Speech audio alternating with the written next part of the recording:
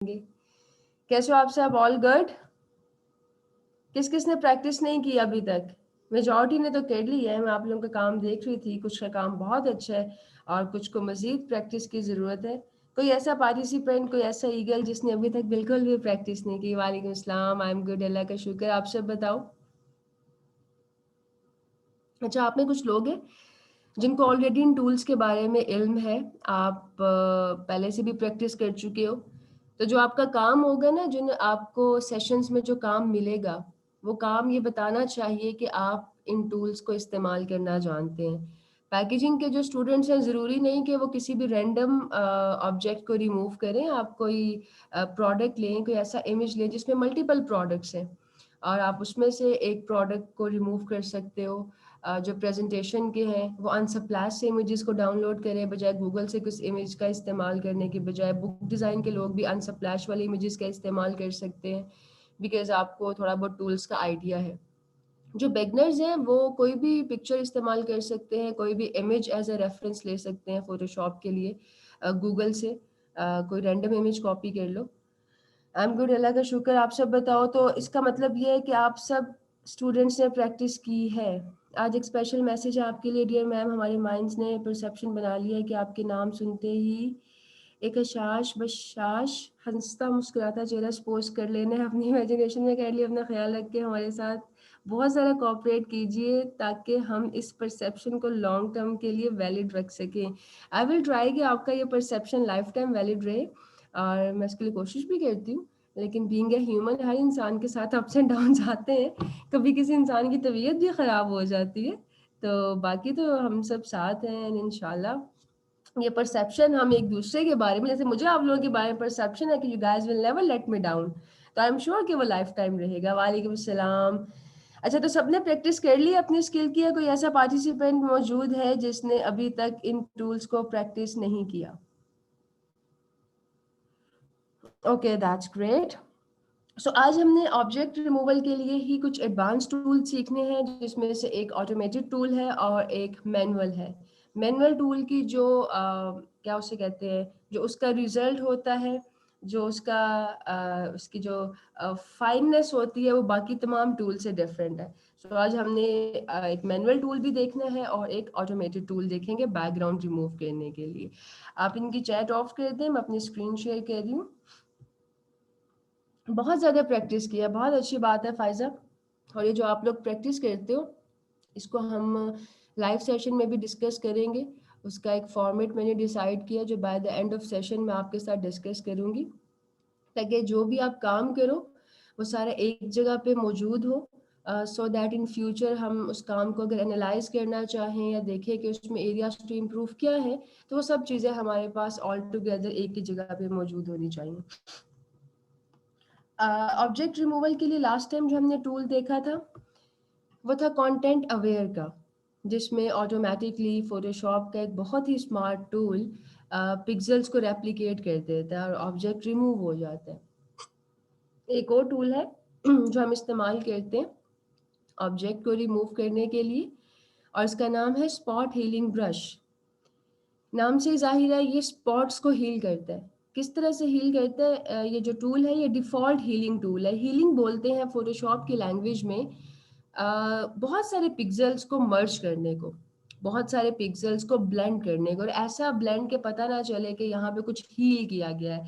जैसे कि कपड़ा फट जाता है या उसमें कोई कट लग जाता है, तो जो प्रोफेशनल्स होते हैं वो इस तरह से उस कपड़े को हील करते हैं पैच के थ्रू या थ्रेड के थ्रू, के देखना मुश्किल हो जाता है कि कपड़ा फटा हुआ है या ये इसमें कोई फ्रैक्चर है। वो लगता है कि ये बिल्कुल एक जैसा ही फैब्रिक है, एक जैसा ही कपड़ा है। तो इसी तरह से वही टेक्निक हम इस्तेमाल करेंगे फोटोशॉप में। इसको पैच करना भी बोलते हैं, लेकिन ये जो पैचिंग है ये होती है ऑटोमेटिकली बाय डिफ़ॉल्ट। इस तरीके से फोटोशॉप का एक टूल जिसको ब्रश हीलिंग टूल कहा जाता है, वो बहुत सारे पिक्सेल्स को ब्लेंड कर देता है। और ये किस तरह से ब्लेंड करता है, ये अगर आपको समझ में आ जाए तो सिर्फ आप स्पॉट हीलिंग ब्रश टूल की मदद से ही किसी भी ऑब्जेक्ट को एक तस्वीर में से गायब कर सकते हैं। चाहे वो तस्वीर कितनी ही कॉम्प्लिकेटेड क्यों ना हो, ऑब्जेक्ट को गायब करना कितना ही मुश्किल क्यों ना हो, आप इजीली कर सकते हो। लेकिन उसके लिए आपको इसका बेसिक प्रिंसिपल मालूम होना ज़रूरी है कि ये क्या करता है। इसका बेसिक प्रिंसिपल ये होता है कि ये अपनी समझ के हिसाब से एक सैम्पल एरिया सिलेक्ट करता है पिक्सेल्स का और उसको कलर्स में ब्लेंड कर देता है। अभी हम देखते हैं कि ब्लेंडिंग किस तरह से होती है। ये आप तब इस्तेमाल करते हो जब आपने किसी भी एक तस्वीर से स्पेसिफिकली अगर तस्वीर शक्ल की हो कोई लाइक जिस तरह फोटोशूट्स होते हैं उनमें आप ज़्यादातर ब्रश हीलिंग टूल का इस्तेमाल करते हैं स्किन को क्लियर करने के लिए। ये हम बिल्डिंग्स पे या बड़े ऑब्जेक्ट्स पे कम इस्तेमाल करते हैं इसका ज़्यादातर इस्तेमाल, बिकॉज ब्लेंडिंग की बात है ना। तो ब्लेंडिंग के लिए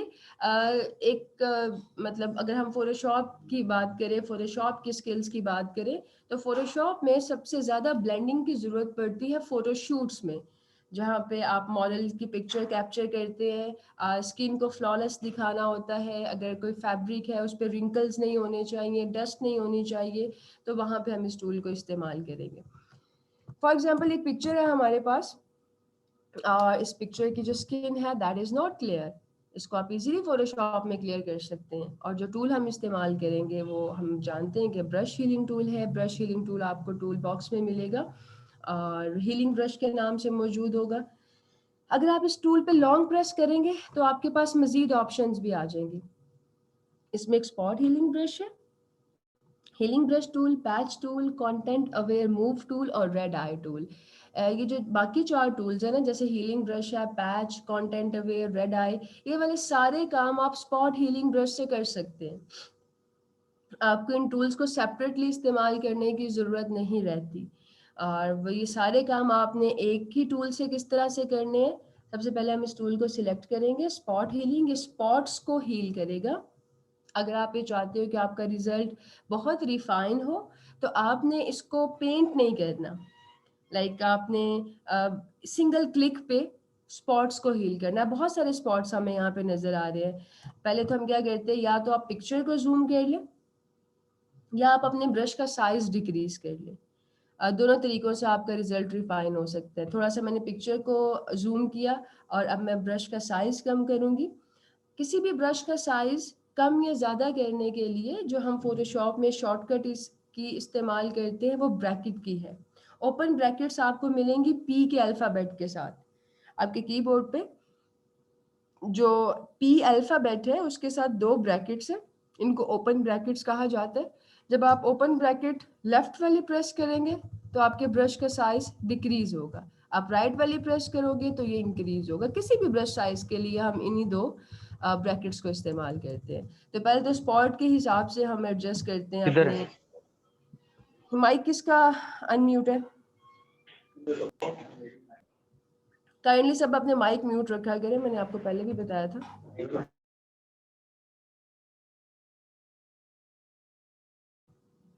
तो इस चीज़ का आप खुद ख्याल रखा करो, आप छोटे बच्चे नहीं हो। ओके, सो हमने पहले तो अपनी पिक्चर को थोड़ा सा जूम किया और उसके बाद ब्रश के साइज को एडजस्ट किया स्पॉट के हिसाब से।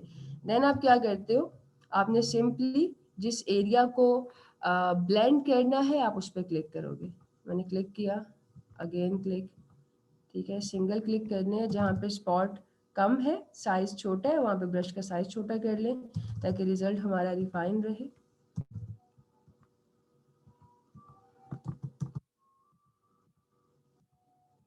इन सारे स्पॉट्स पे हम सिंगल क्लिक करेंगे। इस तरह से पेंट नहीं करना, उस पेंट का रिजल्ट जो है ना वो ब्लेंडिंग इतनी अच्छी नहीं होती। वो पता चल रहा होता है कि इस पे कोई इस पिक्चर को फोटोशॉप किया गया। अगर आप ये चाहते हो कि आपकी पिक्चर फोटोशॉप ना लगे तो फिर आप सिंगल क्लिक करेंगे।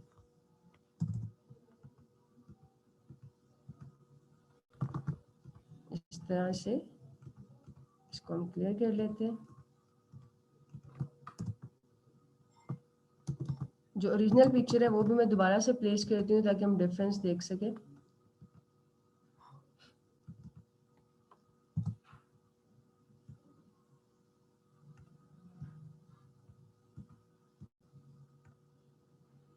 ओके, सो ये हमारी ओरिजिनल पिक्चर है and this is the result. अगर आप इसको सिंगल क्लिक करोगे तो आप इजीली स्किन को, फैब्रिक को, किसी भी एरिया को ब्लेंड कर सकते हैं। बाकी इसको भी क्लियर करते हैं। Then I tell you some properties कि इस टूल को आपने एफिशिएंटली किस तरह से इस्तेमाल करना है। चूंकि ये ऑटोमेटेड टूल है तो इसमें गलतियों की बहुत सारी गुंजाइश है। अभी देखो मैंने एक प्रेस किया तो वो स्किन और ही गंदी लगना शुरू हो गई है, उससे पहले इस तरह की थी, जब मैंने प्रेस किया तो ऐसी हो गई है। बिकॉज ऑटोमेटेड है, वो खुद से पिक्सल को सिलेक्ट कर रहा है, तो हो सकता है कभी आपको क्लिक करने के बाद अनडू करना हो एंड देन अगेन आप प्रेस करो जब तक कि परफेक्ट रिजल्ट ना मिले। एक तो ये है कि हम बार बार टेस्टिंग करेंगे परफेक्ट रिजल्ट कैसे मिल रहा है, और एक ये है कि आपको इस वर्कर की, इस टूल की प्रॉपर्टीज़ का इल्म हो ताकि आप इसको इजीली इस्तेमाल कर सके। अच्छा, रफली हम ज़रा इसको क्लियर करते हैं और देखते हैं कि what is the difference.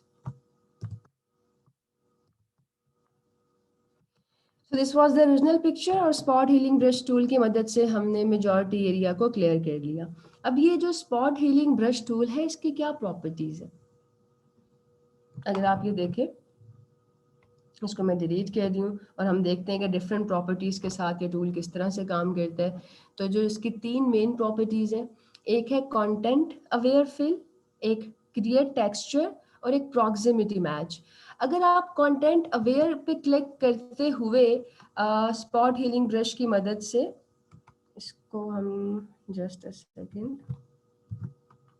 Spot healing brush की मदद से अगर आपने कंटेंट अवेयर सिलेक्ट किया हुआ है और आप क्लिक करते हैं तो इसका मतलब ये है कि वो ऑटोमेटिकली देखेगा कि जो जहाँ पे आप जिस टारगेट पे आप क्लिक कर रहे हैं, लेट्स सपोज अगर हम ये वाला टारगेट देखें, दिस वन, तो ये वाइट पिक्सल्स हैं, बाकी स्किन में पिंक और येलो पिक्सल्स हैं, लेकिन स्पेसिफिकली इस एरिया में वाइट पिक्सल्स ज़्यादा हैं।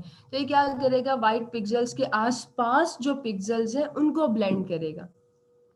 इस पे क्लिक करते हैं तो अब ये देखें, पहले ये वाले पिक्सल्स थे, वाइट पिक्सल्स के पास जो पिक्सल्स हैं वो इसने रेप्लिकेट कर दिए हैं कंटेंट अवेयर की प्रॉपर्टी से। अगर आप क्रिएट टेक्सचर पे क्लिक करते हुए स्पॉट हीलिंग ब्रश का इस्तेमाल करते हैं तो क्या करता है ये कि जो स्किन का टेक्सचर है, अब इसकी स्किन का टेक्सचर थोड़ा सा ना, इसमें देयर आर सम पोर्स, तो थोड़ा सा पोरस इसका टेक्सचर है। वो जैसा टेक्सचर होगा ना आपके बैकग्राउंड का, वो उसी टेक्सचर को रेप्लिकेट करेगा।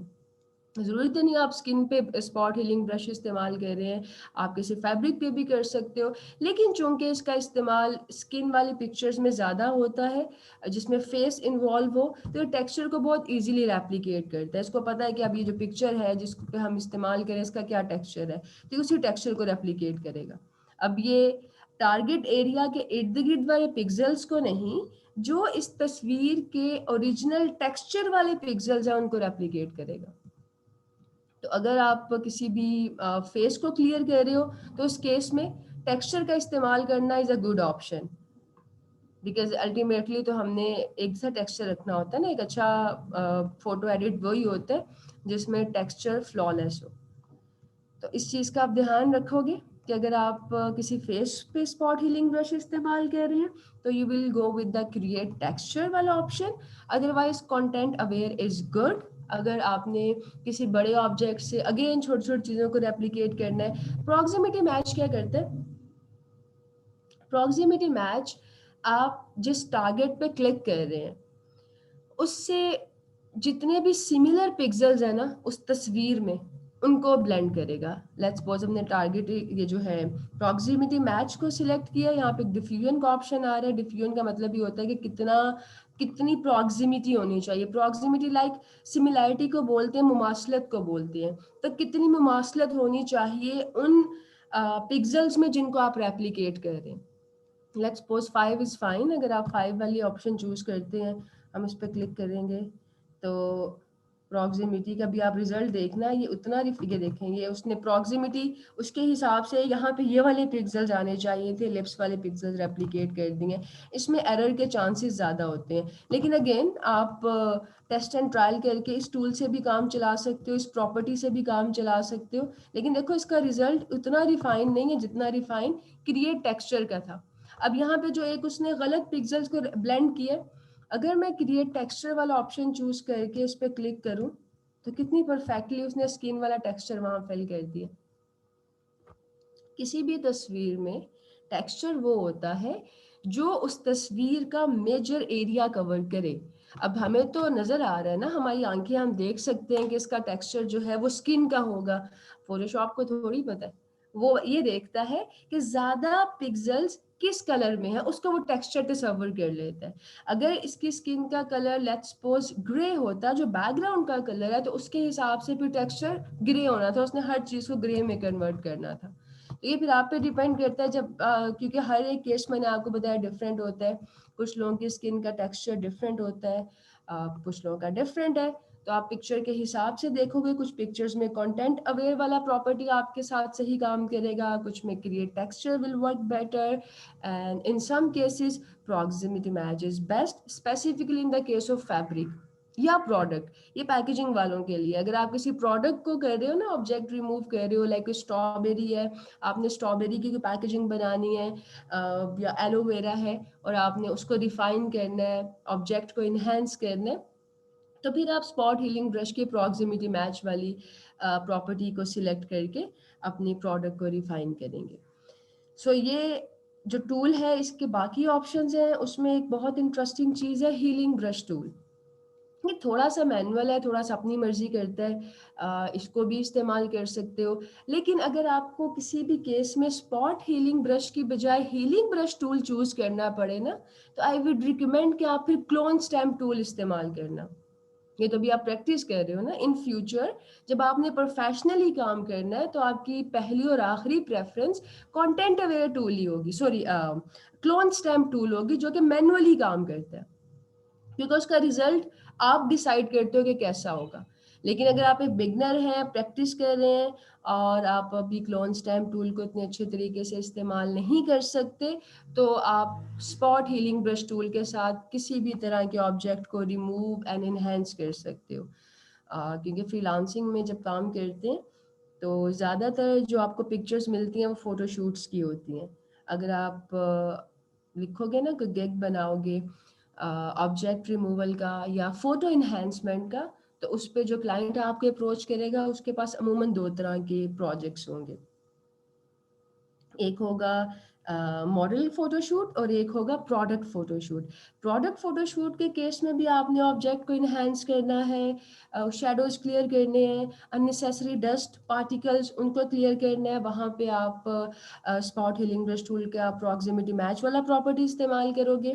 और अगर आप मॉडल फोटोशूट पे काम कर रहे हो, तो फिर आपने स्पॉट हीलिंग ब्रश टूल का क्रिएट टेक्सचर या कंटेंट अवेयर वो पिक्चर के हिसाब से आपने देख लेना है। बहरहाल हीलिंग ब्रश टूल क्या करता है, इसमें आप इसको खुद बताते हो कि भाई अगर ये एरिया हील करना है, लेट्स सपोज ये एरिया है, ये जो ब्लैक वाला क्रिएट हो गया था खुद से, अगर इस एरिया को हील करना है, तो कौन से वाले पिक्सेल्स को आप यहाँ पे ब्लेंड करेंगे, आप उसको रेफरेंस खुद देते हैं। यहाँ पे वो आपकी सुनता है, अपनी मर्जी नहीं करता। रेफरेंस देने के लिए आप क्या करते हो, लेट्स सपोज मैं से कहूँगी जो ये वाला एरिया ना, इस ब्लैक के साथ ही जहाँ पे थोड़ी सी वाइट पिक्सेल्स हैं, वाइट स्किन है, इसको यहाँ रेप्लिकेट कर दो। तो टारगेट सिलेक्ट करने के लिए, रेफरेंस सिलेक्ट करने के लिए आप अपने कीबोर्ड से प्रेस करते हो ऑल्ट। जब आप ऑल्ट प्रेस करेंगे तो इसकी शेप चेंज हो जाएगी, जो आपके ब्रश टूल की अपीयरेंस है वो चेंज होगी, एक टारगेट की फॉर्म में आ जाएगी इस तरह से। इसका मतलब ये होता है कि अब ये टारगेट सिलेक्ट कर रहा है। तो पहले आपने ऑल्ट प्रेस करना है, जब कर्सर की शेप चेंज हो जाएगी तो आप क्लिक करेंगे। अब उसने टारगेट सिलेक्ट कर लिया है। अब ये देखो, अब मैं जहां भी जाऊंगी, अब ये लिप्स पे भी ये वाला एरिया आ रहा है, बिकॉज आपने इसको टारगेट दिया, उसने सिलेक्ट कर लिया। अब वो इस पूरे के पूरे एरिया को यहाँ पे रेप्लीकेट कर देगा, रेप्लीकेट करके ब्लेंड कर देगा।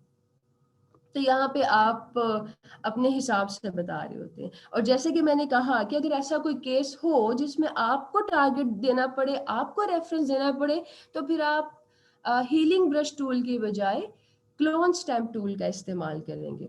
पहले हम देखते हैं कि क्लोन स्टैम्प टूल क्या करता है और किस तरह से इस्तेमाल होते हैं।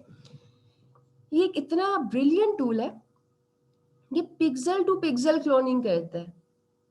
जो हीलिंग ब्रश था वो तो ब्लेंडिंग करता है ना, उसने एक पिक्सल लिया, उसको उसने ब्लेंड कर दिया। लेकिन ये पिक्सल टू पिक्सल क्लोनिंग करता है। ये हीलिंग ब्रश टूल से इसलिए डिफरेंट है कि ये ऑटोमेटिक ब्लेंडिंग नहीं करता, ये आपकी मर्जी से ब्लेंडिंग करता है। इसको आप बताते हैं कि इस पूरी तस्वीर में से आपने कौन सा एरिया, कौन से पिक्सल सिलेक्ट करने हैं और फिर किस तरह से उनको रेप्लिकेट करना है। किस तरह से आप उसको ब्लेंड करेंगे। और इसका आप साइज भी चेंज कर सकते हो, आप चाहो तो छोटा एरिया क्लोन कर लो, ज़्यादा एरिया क्लोन कर लो, that is up to you. So ये किस तरह से काम करेगा, लेट्स सपोज ये एक और इमेज है हमारे पास। अब इस इमेज में आपको अगर ये रिमूव करनी हो, ब्रांचेस जो पीछे नजर आ रही हैं, ईगल के पीछे कुछ ब्रांचेस हैं, there are some fishes in the sea या रिवर, जो भी है पानी में कुछ मछलियां भी हैं, अगर इनको आपको रिमूव करना हो तो यहाँ पे कंटेंट अवेयर टूल भी काम कर सकता है। हो सकता है आप स्पॉट हीलिंग ब्रश टूल से भी काम चला लें, लेकिन इस स्पेसिफिक पिक्चर में हम क्लोन टूल को इसलिए इस्तेमाल करेंगे क्योंकि यहाँ पे मल्टी कलर पिक्सेल्स हैं। अगर आपको याद हो तो पहले लेक्चर में जो हमने बिल्डिंग की पिक्चर पे कंटेंट अवेयर टूल इस्तेमाल किया था, उसमें सिर्फ ब्लू और वाइट या ग्रे, ये 3-4 कलर के पिक्सेल्स थे। और अभी जो हमने मॉडल के फेस पे स्पॉट हीलिंग ब्रश इस्तेमाल किया, उस पे भी एक जैसे टोन के पिक्सल, यहाँ मल्टीपल पिक्सल हैं, there is green, there is blue, white, brown. So जब ज्यादा कलर्स होते हैं ना, तो हमेशा आपका काम रिफाइन तब होगा जब आप कोई मैनुअल टूल इस्तेमाल करेंगे। सो मैनुअल टूल यहाँ पे हमारे पास कौन सा है, उसको हम कहते हैं healing, this one clone stamp tool. और क्लोन स्टैम्प टूल आपको मिलेगा अगेन टूल बार में, स्टैम्प की शक्ल का होगा। This one clone stamp tool पे लॉन्ग प्रेस करें तो इसकी भी दो ऑप्शंस हैं, इसमें क्लोन स्टैम्प टूल है और पैटर्न स्टैम्प टूल है। पहले हम ये देखते हैं कि क्लोन स्टैम्प टूल क्या करता है। इससे पहले कि हम इस टूल को इस्तेमाल करें, एक दफ़ा इसकी प्रॉपर्टीज देख लें। इसकी प्रॉपर्टीज में अगर हम स्टैम्प वाले एरो पे क्लिक करें तो इसमें कोई ख़ास चीज़ हमें नज़र नहीं आ रही। अगर हम इसके स्टैम्प के साइज़ वाले ऑप्शन पे क्लिक करें तो हमारे पास बहुत सारे ऑप्शंस हैं। अभी इन ऑप्शंस को हमें एक्सप्लोर करने की ज़रूरत नहीं है। जो हमारे काम की फिल वक्त ऑप्शंस हैं उसमें ओपेसिटी है। जब भी आपने क्लोन स्टैम्प टूल इस्तेमाल करना है, मेक श्योर ओपेसिटी आपकी 100 पे हो और आपका फ्लो भी 100 पे हो। और इसके अलावा इसमें आपने जो ऑप्शन सिलेक्ट करनी है वो ऑल लेयर्स की करनी है। ऑल लेयर्स क्या होता है, अभी तो चूंकि हम एक तस्वीर पे काम कर रहे हैं, लेकिन जो पैकेजिंग डिज़ाइन वाले हैं कल को कोई पैकेजिंग बनाएंगे, मल्टीपल लेयर्स होंगी। आप इमेज को मैनिपुलेट करते हैं, मल्टीपल लेयर्स ऐड करते हैं। प्रेजेंटेशन के केस में भी ऐसा होता है, बुक डिज़ाइन में तो होता ही ऐसे। आपने बुक का टाइटल क्रिएट करना है या आपने सोशल मीडिया की कोई पोस्ट बनानी है तो उसमें भी आपके पास मल्टीपल लेयर्स होती हैं। अगर आप सिर्फ करंट लेयर को चूज करते हैं ना, तो वो सिर्फ करंट लेयर के पिक्सल्स को रेप्लिकेट करेगा, सिर्फ उन्हीं को ब्लेंड करेगा। और एक परफेक्ट रिजल्ट के लिए, एक फ्लॉलेस रिजल्ट के लिए हमें चाहिए होता है कि वो सारी लेयर्स के पिक्सल्स को ब्लेंड करे। तो ये 3 चीज़ों का आपने ख्याल रखना है क्लोन स्टैम्प टूल इस्तेमाल करने से पहले, कि ओपेसिटी भी 100 है, आपका फ्लो भी 100 है और आपने सारी लेयर्स को सैंपल करना है। इसका हम एक कॉपी बना लेते हैं ताकि हम डिफरेंस देख सकें। किसी भी लेयर की जब आपने कॉपी बनानी है या उसको डुप्लीकेट करना है तो हम इस्तेमाल करते हैं एक शॉर्टकट की का, जो है Ctrl+J, J फॉर जैम। सो जब हम अपने लेयर पैनल पे जाके लेयर को सिलेक्ट करेंगे और Ctrl+J प्रेस करेंगे तो हमारे पास उसकी एक कॉपी आ जाएगी। आप फोटोशॉप में कोई भी काम करते हैं ना, लाइक आप बैकग्राउंड रिमूव करते हो, ऑब्जेक्ट रिमूव करते हो या आप फोटो मैनिपुलेशन कर रहे हैं, तो मेक श्योर कि आप अपनी ओरिजिनल लेयर की एक कॉपी बना लें ताकि आपको पता हो कि आपने कहाँ से स्टार्ट किया था और कैसा जा रहा है आपका काम। सो जी, अब हम करेंगे क्लोन स्टैम्प टूल को इस्तेमाल। क्लोन स्टैम्प टूल में चूंकि इसको रेफरेंस हमने खुद देना है, इसको हमने खुद से बताना है कि तुम कौन से एरिया को रेप्लिकेट करोगे, तो रेफरेंस देने के लिए हम ऑल्ट की का इस्तेमाल करते हैं। फॉर एग्जांपल सबसे पहले तो हम ये ब्रांचेस जो हैं इनको गायब करेंगे। सो ब्रांचेस गायब करने के लिए इसको मैं जूम कर रही हूँ ताकि पिक्सल्स की जो सिलेक्शन है वो थोड़ी सी रिफाइन हो सके। जितना आप फोटो एडिटिंग में, फोटो मैनिपुलेशन में, ऑब्जेक्ट रिमूवल एनहांसमेंट में जूम पे काम करेंगे, उतना ही आपका काम रिफाइन होगा। तो अगर आप 100% पे काम करते हो तो वो पिक्सल्स कम सिलेक्ट होंगे या ज़्यादा सिलेक्ट होंगे छोटे एरिया में, तो काम इतना रिफाइन नहीं होता। टारगेट लेने के लिए हम प्रेस करते हैं ऑल्ट की जैसे ही ऑल्ट की आप प्रेस करोगे आपके कर्सर की शेप चेंज हो जाएगी। अब इसको बता दो कि आपने कौन सा सैंपल लेना है, कौन से पिक्सेल्स को रेप्लिकेट करना है। मैं इस पर क्लिक करूंगी। अब उसने वो चंक उठा लिए। अब ये देखें, अब ये जो चंक उसने वहां से कॉपी किया है, ये थोड़ा सा वाइट से कलर का चंक है और उसका एक फीदर भी अटैच है। इसको अगर हम यहाँ पे रखेंगे और इस तरह से इसको गायब कर देगा। अच्छा, ये पता क्या करता है, जो आपका क्लोन स्टैम्प टूल है, ब्रश हीलिंग टूल तो स्पॉट टू स्पॉट हील करता है ना, ये आपकी पूरी पिक्चर को, पूरे इमेज को भी रेप्लिकेट कर देगा। सैंपल आपने एक लिया है, लेकिन उसी सैंपल से, उसी रेफरेंस से ये पूरी ड्राइंग बना देगा। किस तरह से, लेट्स सपोज मैंने ये वाला सैंपल लिया यहाँ से ब्लू कलर के पिक्सल्स का। अब अगर मैं इसको प्रेस करती जाऊंगी तो यहाँ पे ब्रांचेस बनती जाएंगी। वो सारा एरिया वो यहाँ पे अगेन इस पिक्चर को रिक्रिएट करना शुरू हो जाएगा। जैसे जैसे आप उसको ड्रॉ करेंगे ना, जहां से आपने सैंपल लिया उसी पॉइंट से वो पूरे इमेज को रीड्रॉ करेगा। लेकिन हमने तो रीड्रॉ नहीं करना, हमने तो सिर्फ उस एरिया को गायब करना है। तो ये आपके कंट्रोल में है कि आप किस तरह से उसको इंस्ट्रक्शंस देते हैं। अब एक और चीज़ देखें, फॉर एग्जांपल मैंने अगेन अब इस साइड से सैंपल लेते हैं और इस वाली ब्रांच को रिमूव करते हैं। अगर आप ये देखो तो इसके जो कॉर्नर्स है ना, जो मेरा टारगेट एरिया है, उसके कॉर्नर्स ब्लर हैं। आप अगर चाहो कि ये सॉलिड हो तो आप प्रॉपर्टी चेंज करनी पड़ेगी। ये भी पिक्चर टू पिक्चर वेरी करता है। कुछ पिक्चर्स ऐसी होती हैं जिसमें आप स्मूथ कॉर्नर्स के साथ पिक्चर को क्लोन कर सकते हैं। कुछ इमेजेस ऐसे होती हैं जिसमें आपको हार्ड कॉर्नर्स चाहिए। अमूमन हार्ड कॉर्नर्स का रिजल्ट इतना रिफाइन नहीं होता, और ये सब कुछ आप सिलेक्ट करते हैं ब्रश की प्रॉपर्टीज में से। ये आपके पास कुछ ब्रशेज आ रहे हैं, this is a soft brush, इसके कॉर्नर सॉफ्ट होंगे। ये एक हार्ड राउंड ब्रश है। फॉर एग्जांपल अगर आप हार्ड राउंड ब्रश सिलेक्ट करते हैं और अब आप यहाँ से एक टारगेट चूज करते हो, लेट्स सपोज मैंने ये टारगेट चूज किया यहाँ से, यहाँ से आपने टारगेट चूज किया। अभी देखिए उसका चंक कितना एक हार्ड उसने चंक उठाया है। अब वो इसी चंक को रेप्लिकेट करेगा। ब्लेंडिंग इतनी स्मूथ नहीं होगी, ये एक मैनुअल टूल है। इसमें रेफरेंस भी आपने देना है, ब्लेंडिंग का स्टाइल भी आपने बताना है कि सॉफ्ट ब्लेंडिंग होगी या बहुत ही हार्ड ब्लेंडिंग होगी। अगर आपका ब्रश हार्ड है तो ब्लेंडिंग हार्ड होगी, पिक्सेल्स नजर आएंगे कि यहाँ पे कुछ ब्लेंड हुआ है। फॉर एग्जांपल अगर हम ये चाहें कि एक हार्ड ब्रश के साथ इस फिश को हम गायब कर दें, तो हमें रेफरेंस लेना पड़ेगा इस वाले पिक्सल का। ठीक है, अब ये देखें, ये बिल्कुल एक हार्ड राउंड वाला ब्रश है और इसकी ब्लेंडिंग इतनी परफेक्ट नहीं होगी।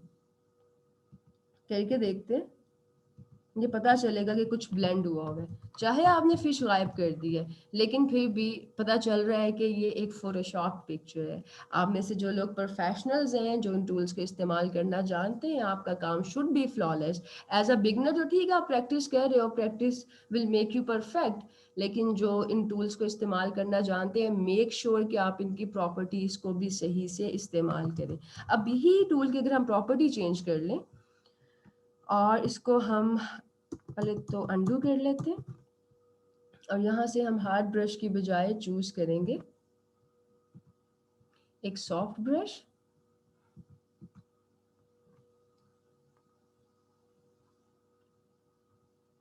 इसकी हार्डनेस कम कर देते हैं।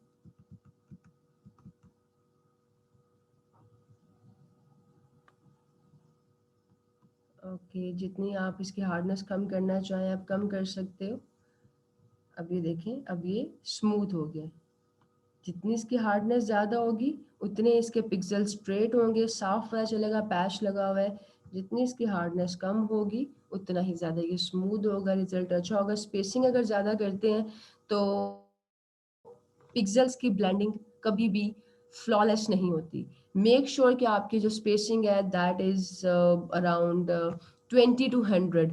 जितनी भी तस्वीरें आपको आमतौर पे मिलेंगी ना एडिट या मैनिपुलेट करने के लिए, उसमें 20 से 100 के दरमियान की स्पेसिंग वर्क्स फाइन। अगर कोई बहुत कॉम्प्लिकेटेड पिक्चर्स है, मल्टीपल लेयर्स हैं, स्पेशली वो पिक्चर है जिसमें स्प्लैशेस हो, प्रोडक्ट पिक्चर्स होती हैं कुछ स्प्लैश के साथ, वाटर स्प्लैशेस होते हैं, या जूस का कोई प्रोडक्ट है उसमें स्प्लैशेस होते हैं, या हेयर्स वाली पिक्चर है कोई जिसमें बहुत सारे हेयर्स हैं और गैप कम है, वहाँ पे हम स्पेसिंग को बहुत ज़्यादा कर सकते हैं, लेकिन नॉर्मली 20 से 100 के दरमियान स्पेसिंग इज़ फाइन।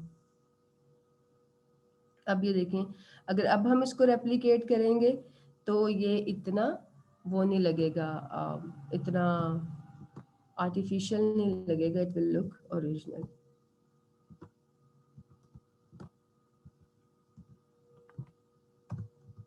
तकरीबन इसकी जो ब्लेंडिंग है वो स्मूथ हुई है। अभी भी इस पे बहुत सारा काम हो सकता है। अगर आप इसके ऑप्शंस को देखें, अगर आप इसके ऑप्शंस को देखें तो जस्ट अ सेकेंड,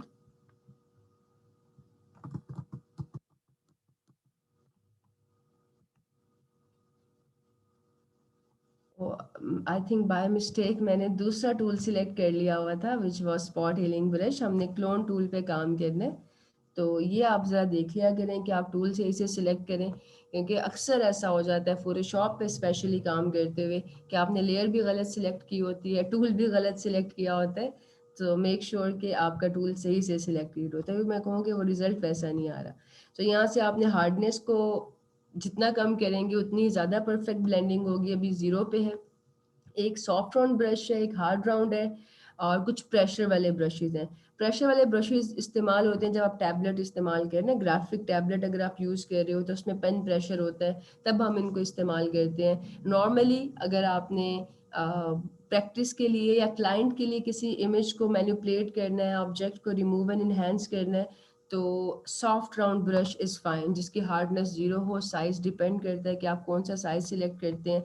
अब देखें, अगर मैं इसका साइज इंक्रीज करूंगी ना, लेट्स सपोज अगर इसका साइज इंक्रीज हम करें और फिर हम सैंपल लेंगे, तो ये ज़्यादा एरिया को रेप्लिकेट करेगा, विच इज़ नॉट गुड। अगर हम इसका साइज कम करेंगे और फिर सैंपल लेंगे तो ये कम एरिया को रेप्लिकेट करेगा। तो ये भी डिपेंड करता है। जैसे इस केस में ये वाला साइज इज फाइन, ताकि पूरी की पूरी फिश यहाँ से गायब हो जाए और एक पैच से ही हमारा काम हो गया। अगर हमने इस वाली फिश को गायब करना है तो हम यहाँ से सैंपल लेते हैं, इसको हम यहाँ पर रेप्लिकेट कर देंगे, वो गायब हो जाएगी।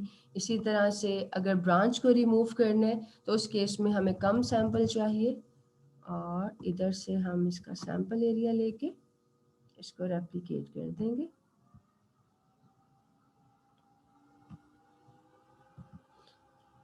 इस टूल में ये ज़रूरी नहीं होता, जो ब्रश टूल है ना, हीलिंग ब्रश वाला, वो जो आपने सैंपल लिया बार बार उसको रेप्लिकेट करेगा, लेकिन ये पूरी पिक्चर को रेप्लिकेट करता है। फॉर एग्जांपल, मैंने अगर यहाँ से वाटर का सैंपल लिया है और मैं इसको इधर रीड्रॉ करती हूँ, तो ये सारे के सारे एरिया को, और फेदर को भी, ईगल को भी, स्काई जो उसके पीछे उस पूरे एरिया को रेप्लिकेट करेगा। इसको आपने बहुत अच्छे से प्रैक्टिस करना है, क्योंकि क्लोन स्टैम्प टूल की मदद से प्रोफेशनली पिक्चर्स को इन्हेंस किया जाता है। इसके लिए जो आप असाइनमेंट करोगे ना, जो बिगनर्स हैं, आप अपनी मर्जी की कोई भी पिक्चर यूज़ कर सकते हो। 3 से 5 पिक्चर्स आपने यूज़ करनी है, एक पिक्चर पे प्रैक्टिस नहीं करनी, क्योंकि ये टूल्स हैं और हो सकता है एक पिक्चर पे आपको टूल इस्तेमाल करना आ जाए लेकिन सेकंड पिक्चर पे वही टूल आपका प्रॉब्लम क्रिएट करे। तो आप लोगों ने कम से कम 3 से 5 पिक्चर्स पे प्रैक्टिस करना है। एक आप यूज़ करोगे spot healing brush. Spot healing brush के लिए स्पेसिफिकली आपने कोई ह्यूमन फेस की पिक्चर लेनी है। कोई भी मॉडल फोटोशूट आप गूगल से यूज़ कर सकते हो, अपनी किसी पिक्चर पे आप ट्राई कर सकते हो। और जो आपने क्लोन स्टैम्प यूज़ करना है, उसके लिए आप कोई ऐसी पिक्चर लोगे जिसमें मल्टीपल ऑब्जेक्ट्स हों। कोई भी इमेज होता है ना, जैसे भी हमने ये एक इमेज ओपन किया, इसमें मल्टीपल ऑब्जेक्ट्स थे। There is an eagle, there were branches, there were fishes. So multiple object वाली पिक्चर लो। अच्छा होगा कि अगर आप ह्यूमन वाली लें। फॉर एग्जांपल, अगर हम यहाँ पे लिखते हैं ग्रुप ऑफ पीपल, जो हमारे पास अब ये एक पिक्चर है, लेट्स सपोज, इसमें कितने ऑब्जेक्ट्स हैं? देयर आर 1 2 3 4 5 6 7 8 9 ऑब्जेक्ट्स हैं। 8 इसमें ह्यूमंस हैं, 9 इसमें बिल्डिंग है। तो प्रैक्टिस के लिए आपने एक ऐसी तस्वीर लेनी है जिसमें मल्टीपल ऑब्जेक्ट्स होंगे और आप एक या दो ऑब्जेक्ट को रिमूव करेंगे क्लोन स्टैम्प टूल की मदद से। अब यहाँ से अगर हम ग्रीन शर्ट वाली गर्ल को रिमूव करते हैं तो बैकग्राउंड में हमारे पास क्या रेप्लिकेट होना चाहिए, द बिल्डिंग। तो इस चीज़ का आप ख्याल रखोगे। 3 से 5 पिक्चर्स, जो लोग प्रो हैं उनको मैं खुद पिक्चर्स दूंगी। अगर आपको लगता है कि आप बहुत अच्छे तरीके से इन टूल्स का इस्तेमाल कर सकते हैं तो आप मेरे बताए गए पिक्चर्स को, उनमें से ऑब्जेक्ट को रिमूव करेंगे। मैंने स्टार्ट में भी कहा टूल बेसिक है या एडवांस है, आप टूल को जानते हैं नहीं जानते इससे फ़र्क नहीं पड़ता। फ़र्क इस चीज़ से पड़ता है कि उस टूल को इस्तेमाल करते हुए जो काम आपने किए वो कितना प्रोफेशनल है। और उसके लिए मैंने ये सोचा है कि मैं खुद अब आप लोगों की एल्बम्स क्रिएट किया करूँगी। जैसे अभी ये ग्रुप में बहुत सारी रैंडम एल्बम्स हैं। अभी तक जो हो गया दैट इज़ फाइन, उसकी कोई टेंशन नहीं, बिकॉज़ अभी 1-2 सेशंस हुए हैं हमारे। अब से मैं खुद एल्बम क्रिएट करूँगी और उस एल्बम में आप लोग अपना काम अपलोड करोगे। क्योंकि जो आपकी असाइनमेंट्स होती हैं उसकी डेडलाइन होगी। और समटाइम्स ये होता है अगर मैं बिज़ी हूँ तो आपकी असाइनमेंट ग्रुप में पब्लिश नहीं हो पाती, लेट हो जाती है। एल्बम का फ़ायदा ये होता है कि उसमें विदाउट अप्रूवल आप डायरेक्टली अपलोड कर देते हैं और वो इमीडिएटली पब्लिश भी हो जाता है। और इसके साथ-साथ जब फ्यूचर में हमारे Q&A सेशंस होंगे जिसमें आपके काम को हम एनालाइज़ करेंगे और देखेंगे कि एरियाज़ टू इम्प्रूव क्या है, तो सारा काम, सारी एक्टिविटीज़ एक जगह पे होगी। जैसे प्रीवियस अभी इलस्ट्रेटर का मैंने बनाई है ये वाली पेन टूल की एल्बम, आप लोगों की मैं एल्बम क्रिएट कर रही हूँ। आपने अपना तमाम काम क्लोन स्टैम्प टूल का और स्पॉट हीलिंग ब्रश का इसी एल्बम में आपने अपलोड करना है। इसका नाम मैं रख रही हूँ clone stamp tool and spot healing brush. So आपने इन दोनों टूल्स की मदद से 3 से 5 पिक्चर्स ईच टूल अपलोड करनी है बिफोर आफ्टर का कोलाज बना के, so that we can see the difference. और जो लोग प्रो हैं उनके लिए मैं 2 पिक्चर्स अपलोड कर रही हूँ। आप लोगों ने अपने काम के साथ साथ इन पिक्चर्स पे भी देखना है कि आप कितना बेहतर तरीके से काम कर सकते हो। ओके, एंड देन मैं एक्सप्लेन करती हूँ कि आपने इन पिक्चर्स में क्या करना है।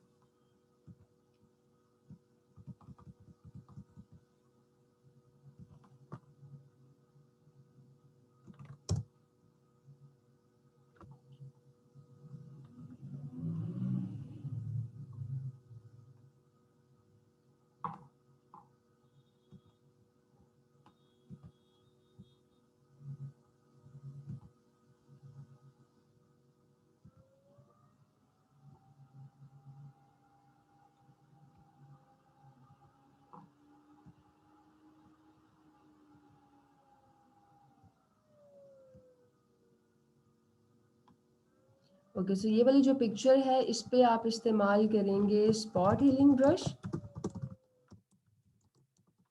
अगर आप इसको जूम इन करोगे तो स्किन पे बहुत सारे स्पॉट्स हैं जिसको कि आपने फ्लॉलेस करना है। और बिगनर्स के लिए इट्स नॉट एन असाइनमेंट क्योंकि बिगनर्स को इसमें कोई फ्लॉ नज़र ही नहीं आएगा। तो इस पे काम करेंगे प्रोफेशनल्स। और इसमें से आपने रिमूव करना है फायर को, और आप यहाँ पे इस्तेमाल करेंगे क्लोन स्टैम्प टूल। इसको मैं पोस्ट कर रही हूँ। जो भी आपका क्लोन स्टैम्प टूल का स्पॉट हीलिंग ब्रश का काम है वो आप अपने हैशटैग्स के साथ इस एल्बम में अपलोड करेंगे ताकि इन फ्यूचर हम ये देख सकें कि कैसा काम है आपका। अब अगर आप इसको जूम इन करें, there are lot of spots, और उसको क्लियर करके you will make it flawless with the help of spot healing brush. और इस पिक्चर में you guys have to remove the fire with the help of clone stamp tool. और fire इसमें बहुत जगह पे है, बहुत सारे डिफरेंट पिक्सेल्स हैं जिसमें फायर है, सिर्फ ब्लैक वाले पिक्सेल्स पे नहीं है। तो विल सी कि कितना प्रोफेशनल होता है आपका काम। आपकी चैट ओपन कर रही हूँ, if you guys have any question आप पूछ सकते हो। ओके, आपकी चैट ओपन है, अगर कोई भी सवाल है तो आप पूछ सकते हैं। और उसके साथ साथ मुझे ये भी बता दो कि जो बिगनर्स हैं उनको बहुत ज़्यादा मुश्किल तो नहीं लग रहा? जी जी Bushra, what is your question? मैं आपका माइक अनम्यूट कर रही हूँ। अस्सलाम वालेकुम मैम, क्या हाल है आपके? वालेकुम सलाम। आई एम गुड, अल्लाह का शुक्र। आप कैसी हो? मैम थोड़ा सा अल्हम्दुलिल्लाह मैं भी ठीक हूँ। थोड़ा सा ऑफ द टॉपिक क्वेश्चन है मेरा। काफी जी जी टाइम से मुझे थोड़ा सा प्रॉब्लम करता, मुझे लगा आगे ज्यादा कोई प्रॉब्लम ना हो। एक्चुअली जी मैं जी आपकी नवंबर से स्टूडेंट हूँ, LW में भी थी। तो मैंने अपने अकाउंट क्रिएट किए थे, अपवर्क का भी अप्रूव है, फाइवर का भी। बट अभी रिसेंटली मुझे किसी ने कहा था कि आप फ्रीलांसर पे ना अकाउंट बना लो, तो मैंने बनाया उधर अकाउंट, लेकिन वो मेरा जो आईडी है ना NIC, उसका फॉर्मेट उर्दू में है, तो वहाँ वो अच्छा। अप्रूव नहीं कर रहा। तो अभी जो मतलब मैं पूछना चाहती थी कि freelancer.com में काम करने के लिए फिर क्या जरूरी है कि हमारी वेरिफिकेशन हुई URD की? वेरिफिकेशन आपने खुद से इनिशिएट की होगी, बिकॉज जब तक आपके अकाउंट में फंड्स नहीं होते वो वेरिफिकेशन नहीं मांगता, तो ये आपने खुद से कहा होगा जी, कि मैंने मुझे मास्टर कार्ड वगैरह बनवा लिया, बट हाँ वो खुद से पता नहीं, मेरी किसी दोस्त ने रैंडमली मुझे कहा था अभी इस कोर्सेज में आगे हम freelancer.com पे काम करेंगे, तो मैं पूछना चाहती थी कि या तो मैं अपना कार्ड इंग्लिश फॉर्मेट पे बनवा लूँ। हाँ, आप इंग्लिश फॉर्मेट में बनवा लो, वैसे भी इस्तेमाल होगा, अपवर्क की जब वेरिफिकेशन लगेगी वहाँ पे भी यूज़ होगा, तो आप वो बनवा लें। बाकी जो भी आपके इश्यूज़ हैं freelancer.com से मुतालिक, वो फिर जब आपकी फ्रीलांसिंग के सेशन स्टार्ट होंगे उसमें मैं क्लियर कर दूंगी। जी मैम, बस यही पूछना था। ठीक है, thank you so much. Thank you so much Bushra. और जो लोग पूछ रहे हैं कि हमारी फाइवर अपवर्क अकाउंट कब बनाएंगे, तो मलिक एजाज रहीम, क्या आपके पास पोर्टफोलियो मौजूद है? पेन टूल और फोटोशॉप की अलग अलग पोस्ट करनी है, दैट इज ऑब्वियस दानिश, जब दोनों एल्बम्स अलग अलग हैं तो ये तो देखने से भी मालूम हो रहा है कि आपने अलग अलग पोस्ट करनी है। बिल्कुल आप कर सकते हो मरियम, अगर आप as a beginner as a pro दोनों तरह से परफॉर्म करना चाहो, that is up to you. Ma'am कभी कभी कुछ वर्ड्स समझ नहीं आते और फिर जहन से निकल ही जाते हैं, जैसे कि इसकी मुझे एग्जांपल्स बताओ। जो न्यू ईगल्स हैं वो बिगनर्स की कैटेगरी में आते हैं, ज़रूरी नहीं ज़ूबिया। अगर आपको पहले से इस टूल के बारे में इल्म है, आप जानते हो, तो आप प्रोफेशनल इमेजेस पे काम कर लो। फर्स्ट टाइम प्रैक्टिस कर रहे हो तो आप अपनी मर्जी के इमेजेस पे काम कर लो। डेडलाइन आपकी नेक्स्ट क्लास से पहले, बिफोर नेक्स्ट क्लास, आपकी कल है परसों है, जब भी है, you guys have to perform the activity. Social media और बुक डिज़ाइन की आई गेस क्लास कल स्केड्यूल है, लेट मी सी। तो आप लोग अपनी कल वाली क्लास से पहले इसको करेंगे कंप्लीट। हाँ, टुमारो इज वेंसडे, या so social media and book design आप लोगों ने कल वाली क्लास से पहले से कंप्लीट करना है। एजाज कह रहे हैं I have no proof of my work. So Ejaz, I think you got your answer, freelancing is about selling your skill, और कोई भी स्किल विदाउट प्रूफ सेल नहीं होता। अभी हम प्रूफ जमा कर रहे हैं। फ्रीलांसिंग को आप बाकी ज़िंदगी में जो हम चीज़ें करते हैं ना, उन्हीं की तरह समझें जैसे आप जॉब करते हैं, बिजनेस करते हैं। फ्रीलांसिंग ऐसा कुछ नहीं है कि आज आपने अकाउंट बनाए हैं, दो चीज़ें सीखी, कल आपके पास डॉलर्स ही डॉलर्स होंगे। डेफिनेटली होंगे, बट उसके लिए काम करना पड़ेगा। कोई ऐसी जॉब है जो आप ज्वाइन करते ही आपकी 6 फिगर सैलरी हो जाए, या आपने कोई बिजनेस स्टार्ट किया तो बस अब पैसे ही पैसे हैं? काम करना पड़ता है ना। तो फ्रीलांसिंग में भी काम करना पड़ता है। फ़ायदा इसका ये होता है कि जो हमें अपने काम की पेमेंट मिलती है वो एक फ़ॉरेन करेंसी में है, और ऐसी फ़ॉरेन करेंसी है जिसका रेट हमारी इकोनॉमी के हिसाब से काफ़ी ज़्यादा है। तो ये फ़ायदा, बाकी ऐसा कुछ नहीं है कि फ्रीलांसिंग में अकाउंट बन जाता है तो पैसे आना शुरू हो जाते हैं, डॉलर्स की बारिश शुरू हो जाती है। नियॉन वालों के लिए काम ज़्यादा होगा, क्योंकि नियॉन वालों का स्किल भी तो एडवांस है ना। तो कोई मुश्किल काम नहीं है, it's not a big deal. अगर आपको आज के लेक्चर की समझ आ गई है, रिकॉर्डिंग ऑन करें, साथ साथ परफॉर्म कर लो। जहाँ पे नहीं आएगी, ग्रुप आपके पास है, फेलोज आपके पास है। सना कह रही स्मॉल ऑब्जेक्ट रिमूव हो गया था कंटेंट अवेयर टूल से, बट बड़े ऑब्जेक्ट रिमूव नहीं होते सना, वो रिमूव होते हैं आपके क्लोन स्टैम्प टूल से, जो आज हमने सीखे। उसमें आप सैंपल खुद सिलेक्ट करते हो, ब्लेंडिंग मोड कैसा होगा, सॉफ्ट ब्लेंड करना है, हार्ड ब्लेंड करना है, ये आप सिलेक्ट करते हैं और काम शुरू कर देते हैं। कल सोशल मीडिया का क्लास होगा या नहीं, ये आपके सामने स्क्रीन नज़र आ रही है, आज दुआ करेंगे हो जाए। इलस्ट्रेटर वाली एक्टिविटी नेक्स्ट इलस्ट्रेटर की क्लास से पहले सबमिट करनी होगी। जी बिल्कुल, अगर आप सिर्फ इलस्ट्रेटर की क्लास में इनरोल्ड हो तो आपने अपनी नेक्स्ट क्लास से पहले एक्टिविटी जो है उसको परफॉर्म करना है। ये जो आपका स्केड्यूल है, इसी दौरान ही या जब आपका कंप्लीट हो जाएगा, क्यू एन ए सेशंस होंगे आपके, और उसमें जिस जिसका काम एल्बम में अपलोड होगा वही डिस्कस होगा ना। तब मैंने किसी की ये बात नहीं सुननी कि मैम एल्बम में मेरा काम नहीं, सेपरेटली इसको रिव्यू कर दे। जो काम एल्बम्स में होगा उसी काम को रिव्यू किया जाएगा। बिल्कुल पोर्टफोलियो बनाना पड़ेगा मैविश, फ्रीलांसिंग नहीं करनी। आप लोगों के लिए मैंने काम इतना आसान कर दिया है कि by the end of your learning period, जब आपको फाइनल असेसमेंट मिलती है, तो उस असेसमेंट के प्रोजेक्ट्स पे काम करने के बाद ऑटोमेटिकली आपका पोर्टफोलियो बन जाता है। 5 अप्रैल को है इलिस्ट्रेटर की नेक्स्ट क्लास, तब तक फिर आप रेस्ट करें शमा, काम करें स्लो स्पीड के साथ। CX6 वर्जन में टूल इस तरह काम नहीं होता जैसे आप बताती हैं टूल के बारे में। हफ्जा कौन से टूल की आप स्पेसिफिकली बात कर रहे हो? जो प्रॉपर्टीज़ मैं आपको बताती हूँ ना, प्रॉपर्टीज़ बहुत सारी होती हैं, जो मैं डिस्कस करती हूँ वो प्रॉपर्टीज़ होती हैं जो कि हर एक सॉफ्टवेयर में आपको टूल की सिमिलर मिलेंगी। मैम आप जल्दी से ठीक हो जाएं, your positive energy motivate us, बस you guys are my motivation, मुझे काम करके दिखाएं, फिर आप देखें मेरा एनर्जी लेवल कैसे बूस्ट करता है। कल न्योन की क्लास होगी या जस्ट वाइब्रेंट की? फिजान ये जो स्क्रीन पे टाइम टेबल नज़र आ रहे हैं इसके मुताबिक कल सोशल मीडिया डिज़ाइन की क्लास है 7 to 8 PM और 8 to 9 PM बुक डिज़ाइन की क्लास है। दैट्स ग्रेट बुशरा, अगर आपके पास पोर्टफोलियो है, आपके ये वाला वीक कंप्लीट हो जाएगा, देन मैं एक सेपरेट एल्बम क्रिएट करूँगी पोर्टफोलियो के नाम से। उसमें जितने भी स्टूडेंट्स के पास पोर्टफोलियो मौजूद है या आप अपना पोर्टफोलियो चेक करवाना चाहते हो, आप अपलोड करेंगे एंड देन हम उसका एनालाइज करेंगे। जिनका अप्रूव होगा वो फिर अपलोड करके तो काम शुरू कर दें। वाइब्रेंट वाले भी इसी एल्बम में सबमिट करेंगे? जी बिल्कुल कासिम, जिसको ये असाइनमेंट मिली है, चाहे वो वाइब्रेंट है, नियॉन है, पेस्टल है, आपने यहीं पे सबमिट करना है अपना काम। ठीक है, एनी अदर क्वेश्चन? कौन कौन कर रहा है प्रो असाइनमेंट पे काम? जरा अपने हैंड रेज करके मुझे बताइएगा, raise your hands and let me know कि कितने प्रोफेशनल्स हैं जो मेरे दिए गए इमेजेस पे काम करेंगे। सबीला, मिशेल एंड मोहम्मद अली, आयजा। चलो ठीक है, अब ये जो प्रोफेशनल्स है ना उनका काम तो लाइव रिव्यू होगा। विल सी के प्रोफेशनल रिजल्ट क्या होता है। अगेन लेट मी एक्सप्लेन कि this is all about the result. जो फाइनल आउटपुट आपने जनरेट करना है ना वो मैटर करता है। ये मैटर नहीं करता कि आप 10 साल से पेन टूल इस्तेमाल कर रहे हो या 10 साल से आप ऑब्जेक्ट रिमूव कर रहे हो। It's all about how your final output looks like. Green shirt object को रिमूव करेंगे तो बैग से आम कैसे बनेगा? यही तो बात है आबिदा, कैसे बनेगा? जो आप पिक्सल, जो आप उसको इंस्ट्रक्शन देंगे वो तो उसी को रेप्लिकेट करेगा। देखो कैसे बनेगा, अगर नहीं बनता कोई और इमेज सिलेक्ट कर ले।